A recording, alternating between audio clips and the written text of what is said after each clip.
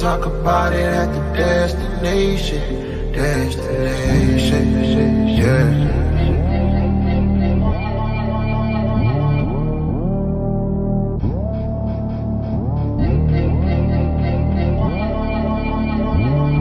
Been feeling that heat all day. I need a little bit of that shade. Do what Simon say. Bend over and touch your leg. Cross the road on bed. God damn it, I need my bread. On the verge of jumping that leg. I'm loving the way that you do your thing. I'm loving the way that you talk. Sitting you down, lay you down. Know your mind to walk. Sitting it down, way down. I got my mind to walk. Come hate me now. What about now? I know you love to talk. Two-piece coming outside today. Tell me you finna get live today. I don't wanna go ride the rave.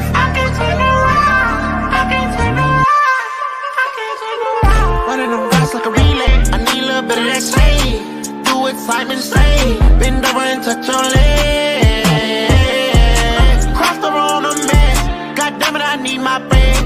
On the verge of jumping that ledge. I walk the top of the mountain like a dragon. I was feeling real high. I walk the top of the mountain like a dragon. What's up, everybody? Welcome to the All About the Birds Sixers post-game show. Brought to you by Manscaped. Not only will your balls thank you, but so will your wives. Sixers hold off the Atlanta Hawks to force a Game 7, 104-99. The usual crew is all here. We got Chip Keggy. We got Johnny Uleka. I am Phil Stifle. They win by 5. It feels like a loss, but you know what? We live to fight another day. Real quick, before we get to your thoughts, guys, this is going to be a fan show, just like you call into the radio stations. The link is in the comment section. If you want to join the show, we'll put you on, give you your minute to say your piece, and then move on to the others out there. Just click the link in the comment section. Anybody and everybody is welcome to join the show. Chip, we'll start with you. Sixers win. How you feeling? So they did, and I'm going to be honest. I'm excited that they won. I'm excited that there is now a Game 7. I was very worried. My concern is that they still have not played 48 minutes of basketball. You know what I mean? That first half looked rough. That first half looked rough as hell. However, we're going to focus on the positives tonight. We're going to focus on the fact that the Sixers finally figured out that Ben Simmons is a liability, and the best way to score points and win a game in the fourth quarter is to not have Ben Simmons on the court. Hey, Maxey, playoff Maxey. Maxey. Wait, hold on. I think we have something for that, right? Hey, Johnny, don't we have something for that? You got the image lined up yet? No, not Johnny. Lined up. Boom! Oh, we got the playoff Maxey shirts available. We got a new Max Man coming out soon. We're working on that one. All right, Johnny, how you feeling? You know, you have to talk about the positives. I'm not going to bring up and what Chip said. No. The positives is it's Tyrese Maxey. What a hell of a positive that, especially late in the game to go to the free throw line. Yeah, I know he missed one, but he hit clutch free throws when they needed him to, and he played with such fire and determination. Just watch him get to the basket, watching him. And to me, I feel like he frustrated Trae Young on a few because he's very quick as well.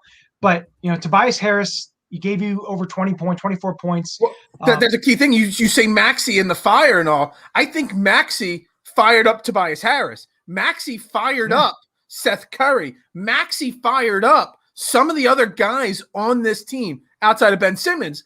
And I think that's where you're getting the good stuff there is because he brought more than just a little fire. He did a little motivation too. Yeah. And how about, you know, Seth Curry?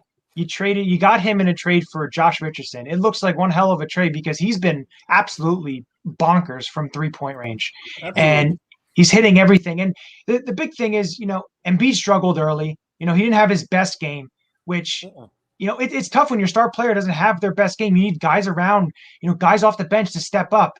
And they had guys step up. Tyrese Maxey was a spark plug. He was huge in this game to be able to step up. And the win didn't feel great, but it's still a win. You go to a Game 7 in what's going to be an absolute raucous Wells Fargo. I hope so. On Sunday night. hope so.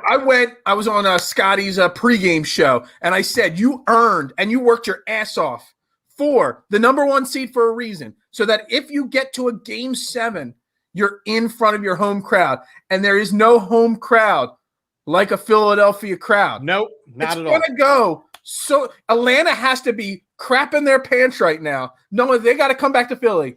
And the Trae Young chance and all the other things are going to be going on. You also, I don't know. Yeah, I don't know that they are though, because think about how much confidence and arrogance that Atlanta's been playing with in this series. They're going to go back and they're going to go, well, we already beat them in their home twice. Who's to say? But again, a game 7 is a different environment. You're going to see players pressing. What we saw tonight was players with their back up against the wall and how they responded. So, for example, you saw that Maxey, with his back up against the wall, is a playoff gamer. You saw the exact opposite with Ben Simmons, right? You saw the early fouls, the lack of motivation, the lack of hustle. So Ben Simmons had to be removed from the court for a multitude of reasons. You saw Curry is a playoff gamer. Game 7s are when heroes are made. We're going to see who on this team is a hero. Look, we talk about Maxey being a gamer, and we've talked about this with the Eagles in the past. You want guys from college that have played in big games in big college programs. Maxey played for Kentucky. Kentucky plays in the biggest games all the time. They play in the toughest conferences, the toughest schedules, just like Alabama or Clemson in football. Kentucky, Duke, you want those guys because they are ready for the playoffs. They're ready for the big moments. Calipari, Mike Krzyzewski, they get their guys ready for the big moments. How many other rookies in the NBA could step into a big moment and be ready in a hostile environment in Atlanta instead of your home team? You know, that is what we want, and that's where I think Maxey, he's ready for game 7. He's not just ready for game 6 or 5. He's ready for the moment of game 7. But you also look at it this way, though. You get a guy, they stole a guy like Maxey in the draft this year. Oh, yeah. And absolutely. We've talked about that. And the thing is, you know, Thybulle's a great defender. You got him in the first round. It's about the consistency of they're getting these guys, and Maxey's 20 years old. He can't even legally drink. And it's funny, they're relying on this guy. That's why I said legally. But the other thing out of the end of this game, you have to really look at and look into game 7, look into Sunday night is Bogdanovich going to be healthy enough to play? That'd be a really big loss for them if he doesn't play. Well, I mean, it'd be a big loss in theory, but he's honestly struggled. He's not been the reason. He's struggled. He's struggled and had such a the last couple games. Right. But he struggled a lot. And he also, even tonight, you know, he played 29 minutes and had 7 points. 1 of 6, 3 of 11 overall. Yeah, there is something over Bogdanovich. Yeah. Now, the combination of Bogdanovich and Trae Young being banged up and having to rely on players like John Collins, who, you know, he's a physical guy, but he's shot like crap. You saw Capella, not a great free throw shooter. That doesn't get talked about. Kevin Huerter, he's a great three-point shooter, but he also commits dumb fouls a lot. So, once again, you look at this team top to bottom, and the Sixers on paper are a better basketball team than the Hawks. It's just a question of, and it has been there this whole series, which Sixers team shows up.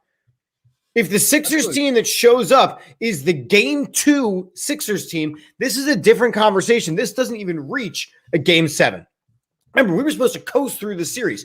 The team that showed up tonight, look, they played the second quarter and on, so we're getting closer to those 48 minutes.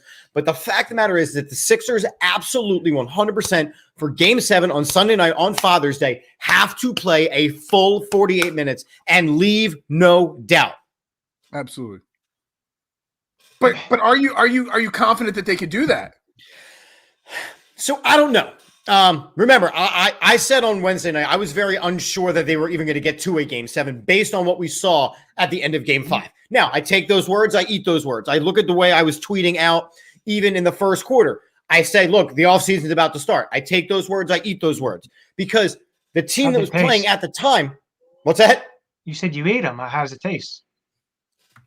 You know, it could use a little more salt, and I'm cool with it. Now, the fact of the matter is that the way they were playing at the time, they were going home. Something had to change. And ironically, it was our rookie who had played a total of 13 minutes in the series total. So here's a great question on that. So obviously we finally saw. I know Ben Simmons' minutes early in the first half were because of foul trouble. Sure. And on a side note, it kind of looked like that third foul, he wanted to be pulled from that game. That was such a ticky-tack foul. But it wasn't. He didn't want to be in the game for that. That was legally a foul.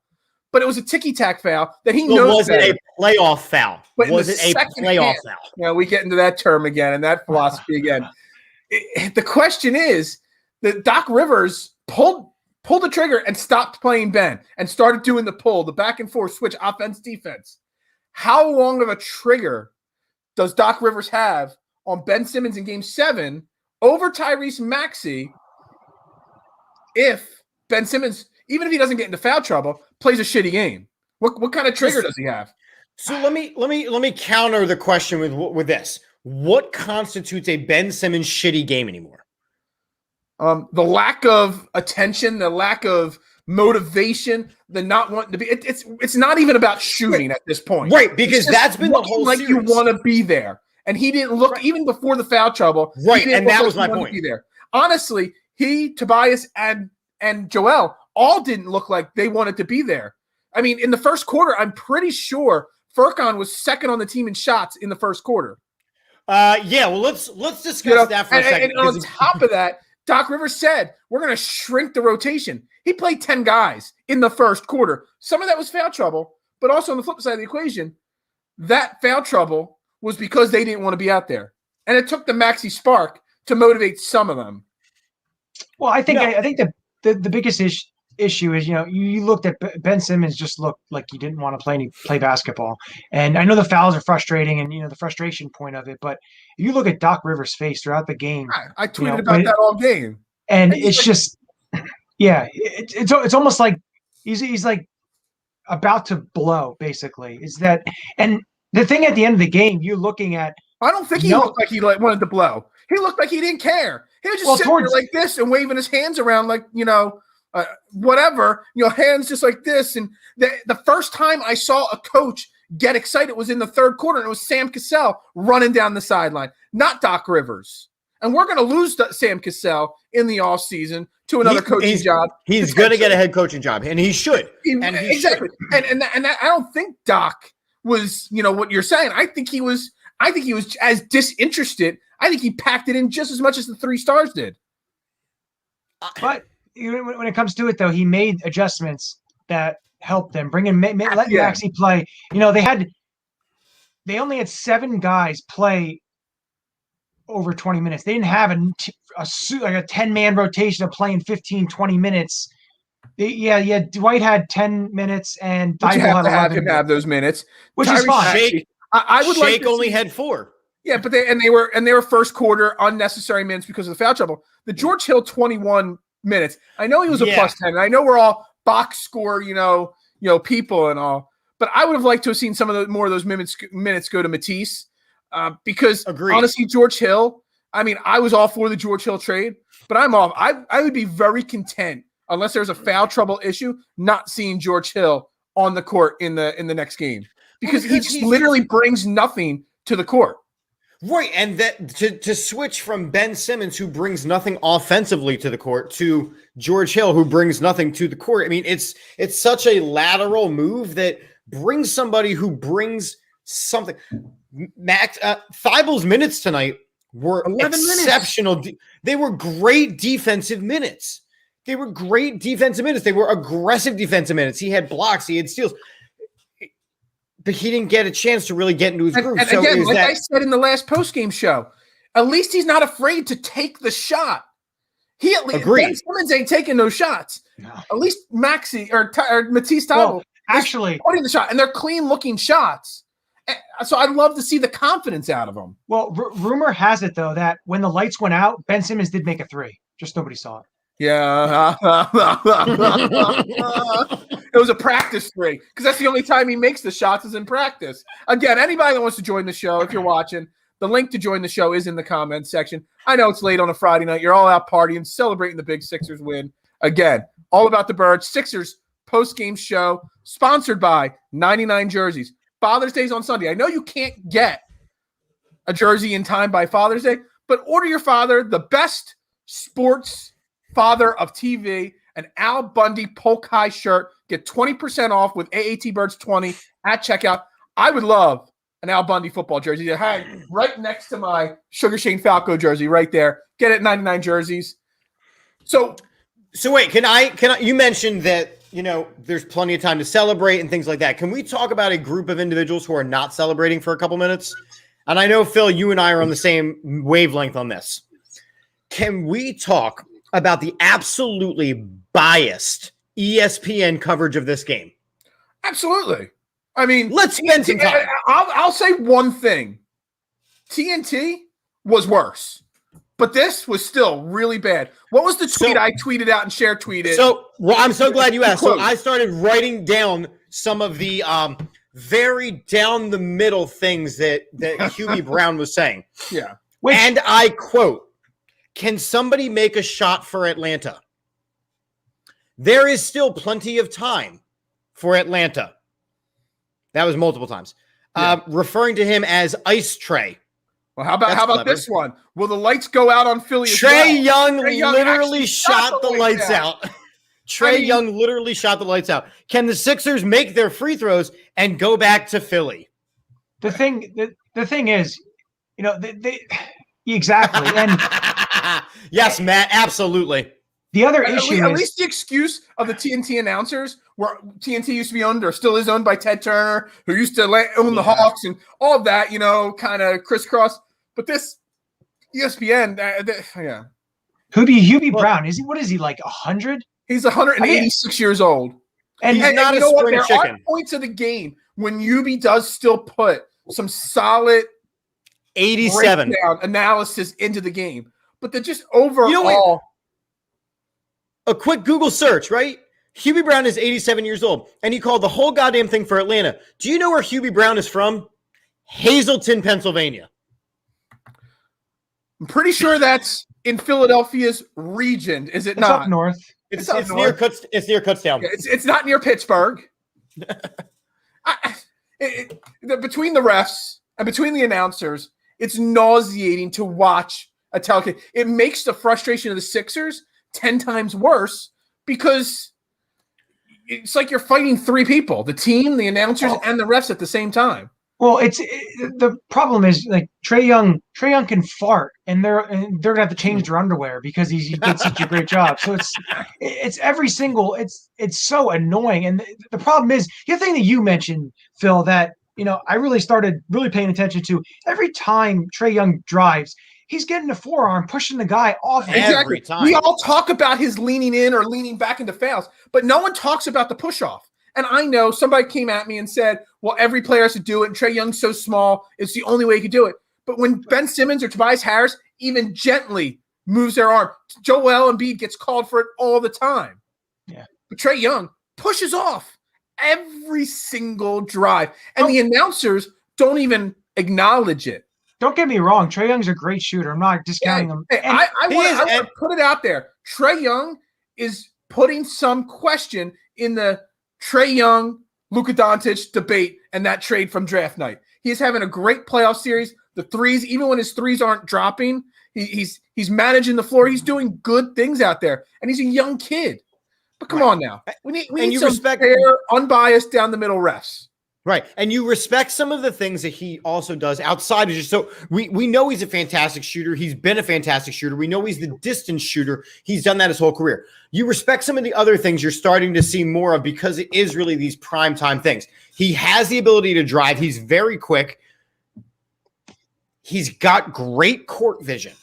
The problem is that his way of playing the game is an absolute abomination. And when the competition committee at least meets, because they said they're going to be a meeting, they're not going to change anything. They won't change anything.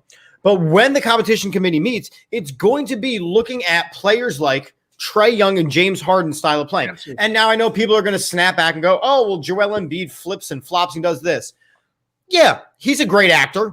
However, Joel Embiid is much more than that. He doesn't rely on the officials for his game. Hey, look, I know Joel flops some. But Sure. You know what? The fact that he is a 7'2" guy pounding it in the middle of the lane and all the time. How did he not get his first free throw until the late in the fourth quarter?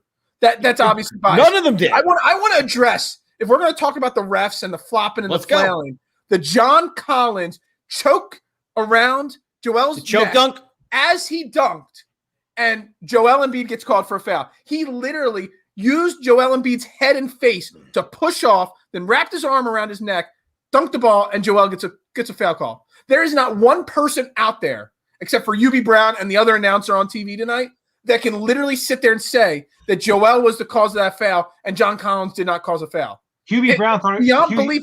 It boggled my mind. I had no words for that bad call right there. Hubie Brown thought he was watching Will Chamberlain. He forgot for a minute. What the hell do you do out there? How can you not call a foul on John Collins there? Literally wrapped his arm around Joel's neck. If it was the other way around, we know Embiid would have been called for possibly even a technical. It would have been a flagrant one at a minimum. At a minimum, flagrant one. I'm surprised he didn't get thrown out when he got into it with John Collins later, which Joel has to be smarter and not step towards John Collins like that. He absolutely does, because he knows his reputation could get him thrown out of a game. Right, and losing John Collins is not as crippling as losing a Joel Embiid. So that's where you have to know your place. Now, the one credit that I will give the officials, right, and it's a very small credit. No, I'm going to mute you. Don't give the referees any credit. I know you're an ump and all. You got to stick up for your kind. No. It's simply so you look at how some of the things were happening, right? So you look at the situation where Lou Williams, for example, was absolutely irate that he got called for getting tossed to the ground like a little bitch by Dwight Howard. Yeah. Right? The referee did a fantastic job of maintaining his composure and listening before it moved away. See, I was going to go the other direction, say that they get away with jabbing at the refs too much. Well, they do. But what I'm saying is it's the NBA playoffs, right? In the regular season, you're going to see technicals for that because it's shut the hell up. Right. Because it is the playoffs. And the same thing with the mock fight underneath. They assigned technicals to both guys because that was the right thing to do. As a referee in that situation, you have to carry the curse of, look, if I eject this guy, it affects the outcome of a game. It's more than a regular season situation. So that's all I'm going to say. The only credit that I will give the referees is they kept their composure and not issuing tees too quickly. That's it. The thing is, literally I know he's a no-name bench guy off the bench for the Hawks, but clearly a player came off the bench during that scrum. So I think that gets handled. Throw anybody? No. Next game. That gets handled after. I thought it happened the NBA. Okay. No. And they said he will be suspended for the next game. Okay. Once the NBA gets a look at it. At that moment. My bad. No. Once the NBA gets a look at it. All right. I don't want this show to go 3 hours long tonight. It's Friday night. Whatever. Sixers won. Looking forward to Sunday, Father's Day. What are we going to do? What is the Sixers keys? What do we expect to see? Where is this team at this moment? Does it even matter? Because if we win, do we stand a chance against the Nets or Bucks? So where's the confidence level and thought process going into Sunday? So the way I look at it, last game, what I said was, Tobias needs to have at least 20 points, and they have to. This for me, what I would say is, you have to play Maxey. He's got to be one of the first guys off the bench, and he's got to play as many or more minutes than he played tonight. Do you start Maxey over Korkmaz? I was going to say that. Who's our starting five at this point? I don't think you start Maxey. I don't think you start Maxey because he's built a strong ability with that second core, and then that second core is going to play. You can then substitute him as a sixth man. But remember, after Shake Milton had a monster game, his minutes depleted quickly too. So it's going to be the same starting five. Because we know that is the starting five that Doc wants to use. It's the question of what bench player on Sunday night is going to step up. I know Korkmaz, he only shot 1 of 5 from 3 tonight, 3 of 9 overall. He had 5 rebounds, 2 assists, a steal. I honestly don't think he played bad. I think he had a solid game. Who he is, and he's being put in a role that he shouldn't be in because he's not a starter in a playoff game 6, do or die. But he's being forced to because of the Danny Green injury. But I think at least he played with some confidence and some fight and some fire. He showed some desire. I mean, he's playing for a contract, probably get overpaid in the offseason. I don't think Korkmaz being benched is necessary. But on the flip side of the equation, something has to happen with the rotation, and Doc has to not go to what he's used to and go with what's working, which is more Maxey minutes, which is more Furkan, which is more anybody as soon as Ben Simmons shows a little bit of doubt in his game. Yeah, I'm so glad you mentioned Ben Simmons. Johnny, I'll get something funny. I'll send it right back to you. Ben Simmons at his post game just now. Tonight, I think we showed our mental toughness and we came out on top. And my thought is, we? Yeah. Go ahead, Johnny. I apologize. Survey says. No, with Phil talking about the rotation, especially in a game 7, they can't be going, 10 guys and you have a bunch of guys going 15 minutes or so. They need to keep the rotation somewhat reasonable. Get the hot hands out there. If someone's, playing really well, you have to get them out there. I think the starting lineup will stay the same. That's just what Doc's been doing. But I honestly don't think they could tighten up the rotation because Dwight Howard has to play 10 or 12 minutes because Joel just can't play 42 minutes, 48 minutes. Well, what they did tonight was fine. Matisse has to be put in there for defense. We know Doc Rivers isn't going to go away from George Hill because he's the veteran. Maxey needs minutes because he obviously showed. So there's going to be at minimum a 9-man rotation. It's just going to happen that way because Doc has to do it that way because, that's what Doc does. Which is, as I said, it's okay. And the reason George Hill is playing a lot, I think, is because of the Danny Green right now. Yeah, you don't have that veteran guy, so you need to get someone. And George Hill is that veteran. I won't lie, even though he's played serviceable in the starting rotation. If we make it through Game 7 and we get in the next series and Danny Green comes back, Furkan might not even see the court in an Eastern Conference Finals if Danny Green is 100% healthy. Because Furkan's a nice player, a nice rotational piece in the regular season, but Furkan's not a give the ball to him in Game 6 of a do or die go home playoff game. And he does provide a spark off of the bench. But he is not a starter in a playoff. I think you said it perfectly. He's not a starter in a playoff. Tobias said what has helped him between games 5 and 6 is he turned his cell phone off. But that just tells me he's mentally weak. Well, that's what this team – look, when in game 5, when this team started to lose their lead, you saw that they were mentally weak. And it carried over into the first quarter tonight. I'm sorry. Watching the first quarter tonight, it was very, very evident that this team was ready to go home. Absolutely. And it took an 18-year-old kid to say, I'm not done. I'm not done. It took a Curry brother to go, I'm not done. I got to hold one up over my brother. And then the rest of the team was like, all right, well, I guess we'll play.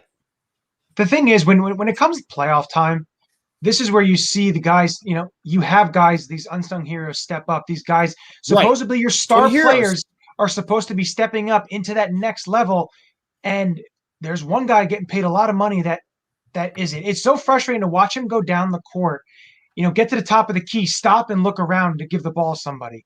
And to me, it's frustrating because, and I think, Phil, you mentioned it, that they're not hacking Ben because let him just stand around and it's almost hack a Ben disjoints the offense for both teams because it slows down, the Hawks offense as well. Just letting Ben go out there and dribble around in circles just throws the Sixers off, and that's it. The offense can't get in a rhythm. Look, I'm a Ben supporter. I'm a Tobias supporter. I've been on their side, but I was also on Brett Brown's side for a long time till I saw the light. Ben Simmons is going to be, if we do not win a title this year, he is going to be the reason, the final number one reason that this team is held back. Because, again, everybody tweets it at me, and I always say, oh, give him time, give him time. What has he developed and gotten better at in his 5-year career or 4-year career, whatever it is? He has not got. He is literally he's actually worse than his rookie year. I was going to say that he's actually become more complacent, and we talked about this on Wednesday. It went from I will learn how to shoot some threes to I'm not going to shoot if it's not a layup or a dunk. Yeah. Right? And he is a DeAndre Jordan who can pass the ball a little bit. And now you look at the way he's been passing. Like, I look at players that don't score a lot in this league. Like a point guard like Rajon Rondo, right? Not a big scorer, but he has, again, exceptional court vision. Games where Trae Young wasn't scoring at first. You bring up Rajon Rondo. It's a pretty good because I took a look at, like I told you that you guys last show, the post-game show, that Ben Simmons averaged 4.3 this season, not the playoffs, this season, 4.3 feet from the basket. Rajon Rondo, who we know is not a good shooter at all, anything, he was 13.5 feet. And that's my point. As a point guard, right? So we've known before that they back him off. But what I was going to say about Rondo and even Trae Young when he wasn't scoring is the fact that when he passes, he at least passes from distance, right? Which provides that separation. I have seen entirely too much of just the Ben Simmons dribbling the ball to half court and then just the handoff.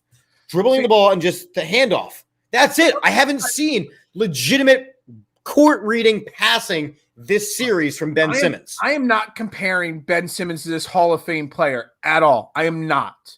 But I said as a potential coaching process in the offseason was to bring in Jason Kidd. Because if you look at Jason Kidd's early career numbers, he was a 27% three-point shooter and a 69% free throw shooter, 67% in his third year, free throw shooter. And you know what he did? He went down. I don't know what the final number is now, but when he retired, he was one of the top 2 or 3 three-point shooters of all time and made three-pointers. Because you know why? He worked on his game. He got better throughout his career. He also did blow kisses to the hoop before his free throws, and that always helped. You got to do what you got to do.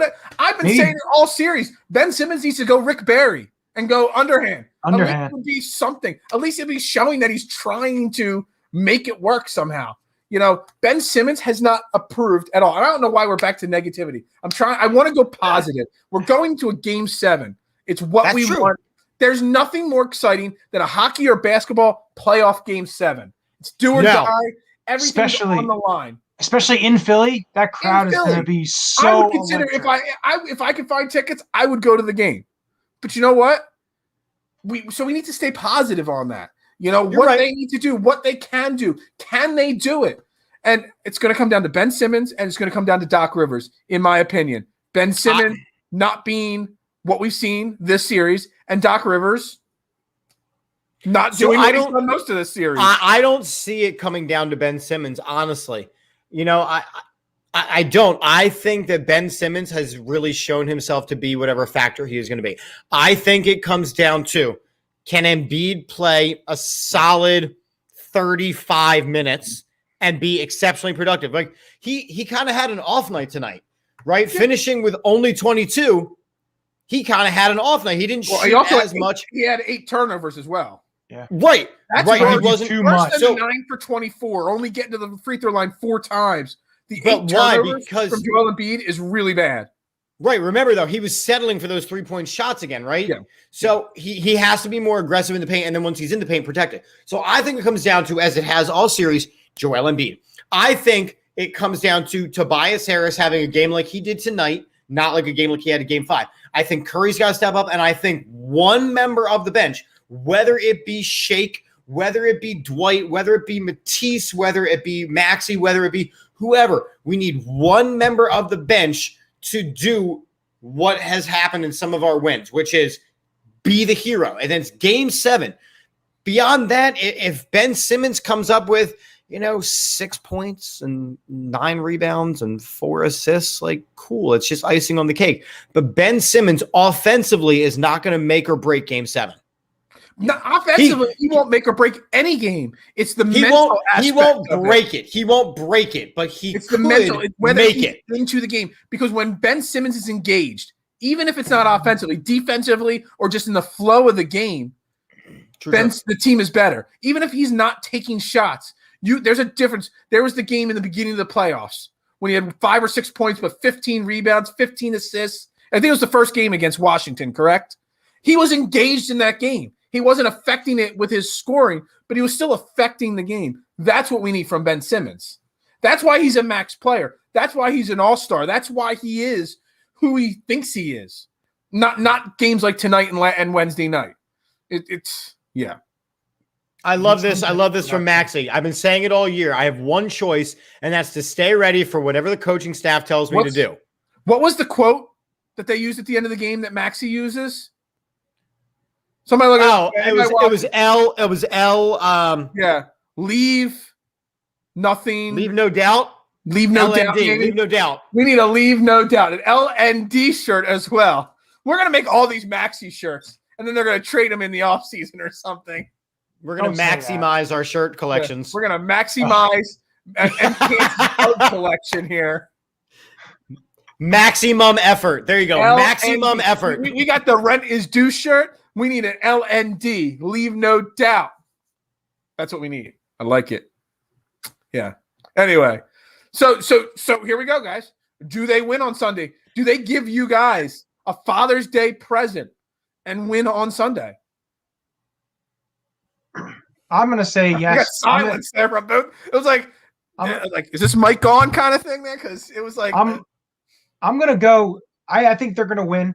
I think they're going to win 115-93. I think they blow the doors off the Wells Fargo. I'm going with it. Do you think they come out and build that lead and hold it, or do you think it's a close game and then they push it away? I think at halftime it'll be somewhat close, and then I think second half I think they'll just run away with it. Chipster. I get so torn because of the which team is going to show up, right? And it's the biggest thing because this team is two teams trapped in one franchise. However, Game 7 at the Wells Fargo Center, this team can't lose that game, and I don't think they will. I don't think it's going to be as big of a win as Johnny does. Johnny, you gave it almost 20 points because it is still a Game 7. I'm hoping it's 20 points. Yeah. But I think the Sixers win it by about 9 or 10. Yeah. I think they do pull it off. I think the Philadelphia fans need to bring it. They need to bring the energy, bring the heat. The one thing we talked about it on the pregame show, on the Scotty show, is the noise during Ben Simmons' free throw shooting and all that kind of stuff. They need to be smarter fans. But we need to bring the energy, the chance towards Trey, get in the heads of John Collins and all that stuff. Get in the heads of the rest that they have to. Whatever. The fans will be the difference maker. This is why we worked our asses off to get the number 1 seed, so that if this happened, it shouldn't have happened, but if this happened, we've got the advantage. That the home court advantage should, in football, you get 3 points for being the home team when you're looking at the spread. You should get 5 points by being the home team in basketball right off the bat. The Sixers will win. They should win. I think it's going to be a closer game. Maybe the free throws at the end of the game get it into the double digits. But I think the home crowd energy, tonight we won by 5, but it felt like we lost by 20. When we were down 4 at halftime, it felt like we were down 30. A 5 to 10 point win on Sunday, I think is going to feel like a big win because I think the team is going to be in it for the home crowd the entire time. Joel is not going to walk off that court by putting out a lackluster effort. Ben Simmons, even to an extent, will not let his season end in front of his home team with a lackluster effort. Same thing with Tobias, Doc Rivers. They're not going to want to get booed off the court, whether they win or lose. So I think the fans and the embarrassment aspect with the fans puts the Sixers over the top, and they'll win 5-10 points, somewhere in that range. But it'll feel like a solid win. I think that this is the mentality that the Sixers are going. And again, Maxey is at the microphone right now, so his quotes are coming in. And this is the youngest kid on the team. And he said, as quote, "We haven't done anything yet. We have one goal, and that's to advance. So we're ready for Game 7. That's not a complacent comment. That is we're going in to win this damn thing. Yeah, I agree. He's saying the right things. Now, whether or not it happened, he's saying the right things. He's showing ultra maturity for a 20-year-old kid or whatever age he is. I mean, you don't see that out of 24, 28-year-old players in the NBA that have been in their league for 5-10 years. He's 20 years. He's a rookie. He was just put into a major moment, and he's showing out of control, or such high level of maturity. I'm super excited about the future with Tyrese Maxey. Right. No doubt. And I'm exceptionally happy that we didn't trade him. Yeah. I mean, I kind of said it. I said Shake or Maxey, whoever you had to move to get a bigger player, a better player in here, whatever. It's a rookie. You could get another rookie next year. But you know what? Maxey's showing some moxie. And, I'm glad he's still here. I mean, I wish we had Kyle Lowry at this point. It's something that we're missing on the team, that type of personality. But you probably would have had to trade Maxey. So at this point, let's roll with what we got, Maxey, and hopefully Doc gives him the 20, 25 minutes on Sunday that he needs. Yeah, I agree. You got another quote there. No, I'm thinking back to Matt's comment earlier, which is Phillies game 7s would be cool.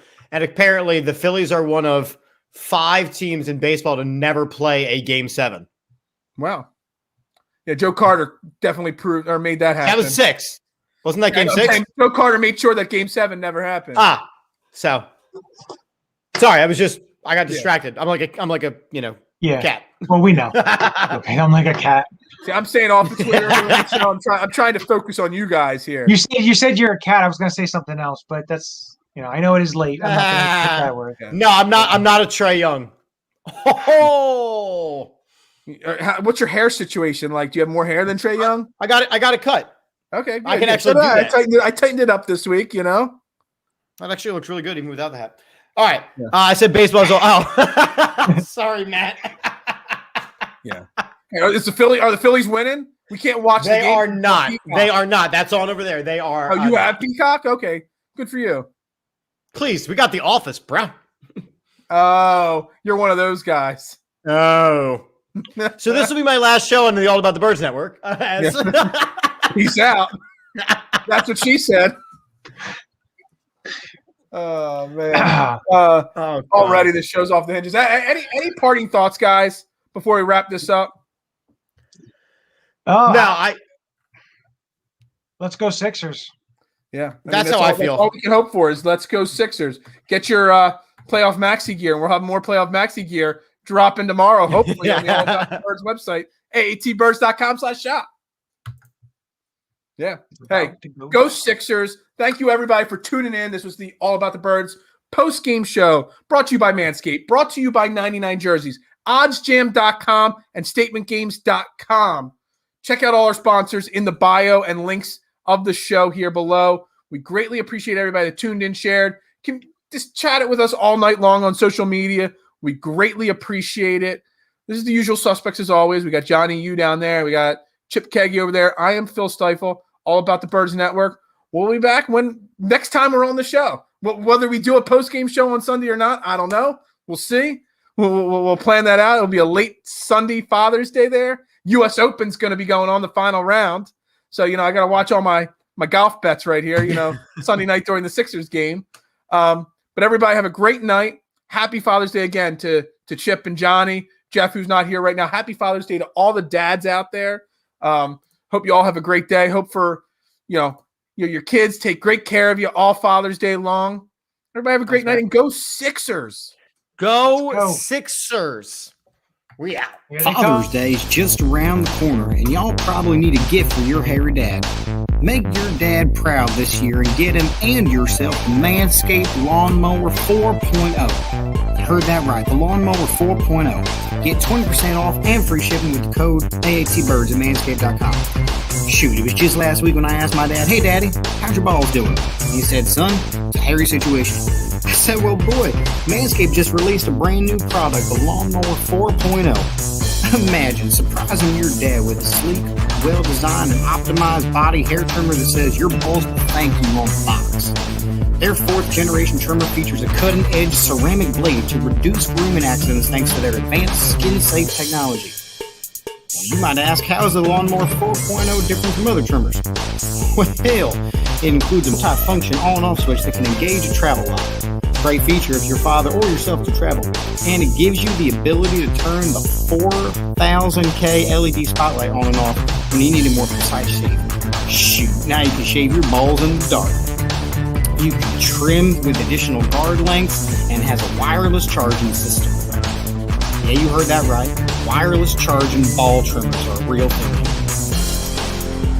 The Weed Whacker Nose and Ear Hair Trimmer is the best nose hair trimmer on the market and perfect gift for your pops if you've seen that nose bush sticking out your dad's nose. Not to mention amazing products like the Cologne, Crop Mop, Ball Wipes, Crop Reviver, Ball Toner, and Crop Preserver Ball Deodorant. Get 20% off and free shipping with the code AATBIRDS at manscaped.com. Get your dad a gift you know they will use. That's 20% off the free shipping at manscaped.com and use the code AATBIRDS. Don't forget that you came from your daddy's balls. This year, show your original home some love with Manscaped.